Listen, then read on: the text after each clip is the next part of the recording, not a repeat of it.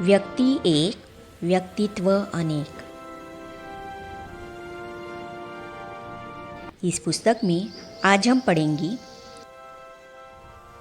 वे एक सशक्त राजकीय दार्शनिक थे।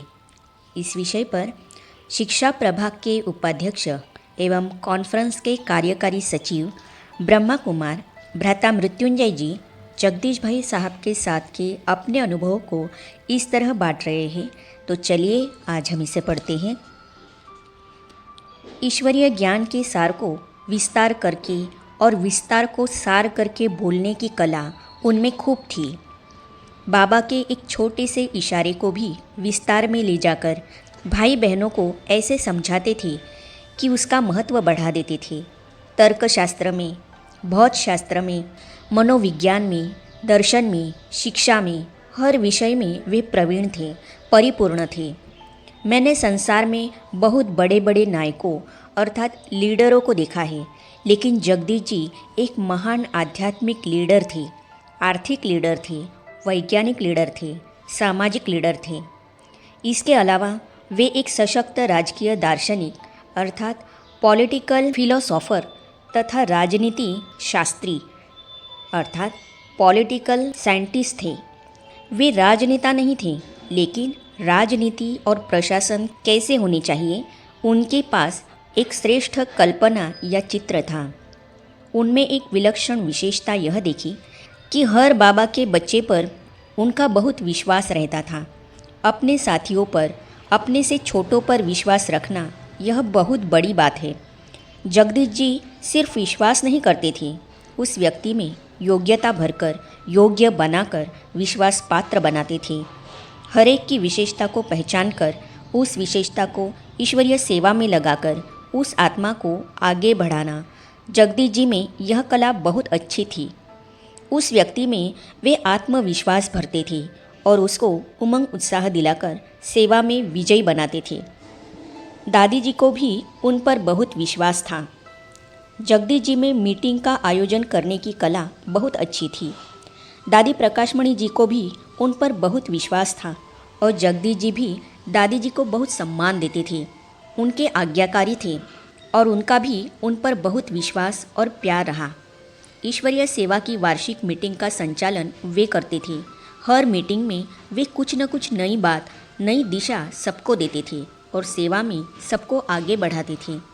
मीटिंग में वे कई छोटी बातों को गंभीर रूप से रखते थे और गंभीर बातों को रमणीक रूप से, जैसे कविता, शायरी, चुटकुले के रूप में सबके सामने रखकर हल्का कर देते थे। भगवान की भी उन पर विशेष नज़र थी। वे महान चिंतक थे, ज्ञानी और योगी थे, यज्ञ के मजबूत स्तंभ थे। इसीलिए जब भी अव्यक्त बाप दादा आते थे, जगदीश भाई कितने भी दूर बैठे होते, बाबा उनको स्टेज पर बुलाते थे। खुद बाबा उनको गुलदस्ता देते थे। इतना ही नहीं, अपने गले में डाली हुई माला निकालकर उनके गले में डाला करती थी। इतना आदर सम्मान भगवान को भी उनके प्रति था।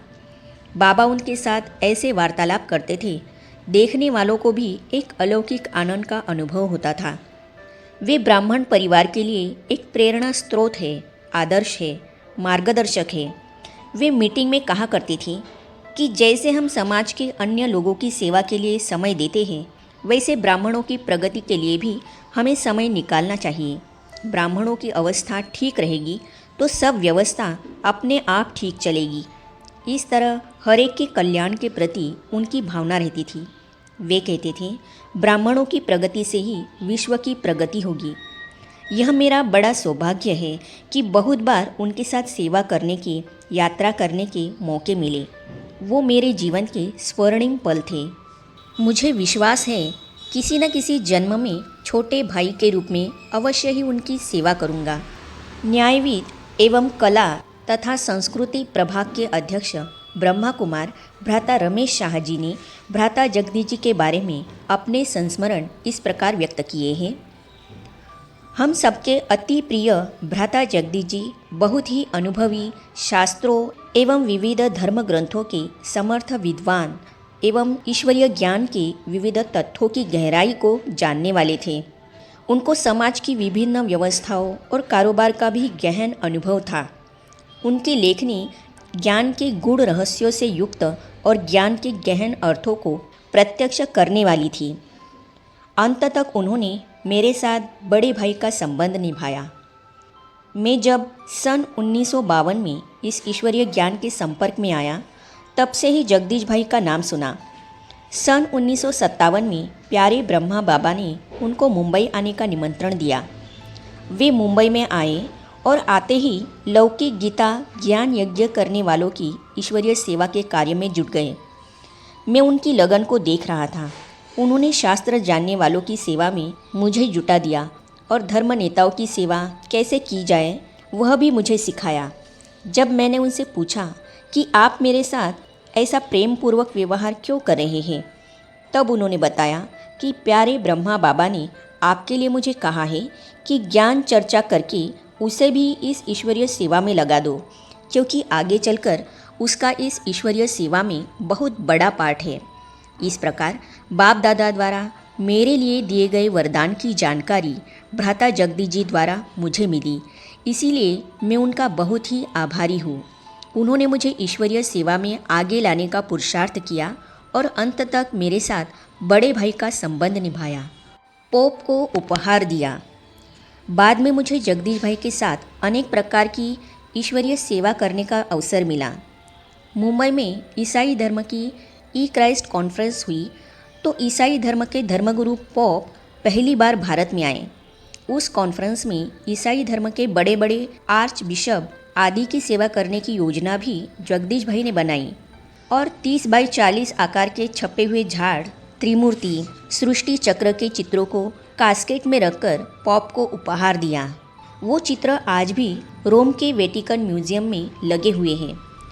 प्रदर्शनी के चित्रों पर क्या और कैसे समझाया जाए यह स्पष्ट किया।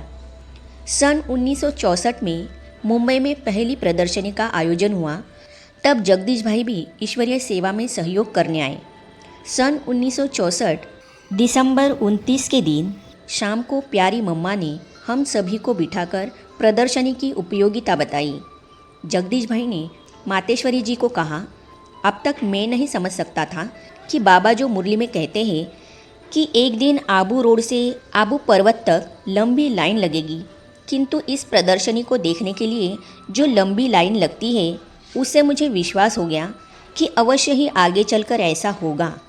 फिर उन्होंने प्रदर्शनी की सेवा कैसे आगे बढ़े और दिल्ली में भी प्रदर्शनी की जाए, इस पर अपने विचार प्रकट किए। उस समय प्रदर्शनी में गीता के भगवान के विषय में 3 चित्र थे। जगदीश भाई ने इन चित्रों पर क्या और कैसे समझाया जाए यह भी स्पष्ट किया। जगदीश भाई ने जो ढंग सिखाया उससे सबको यथार्थ रूप में गीता का भगवान कौन है यह बताना आसान हो गया।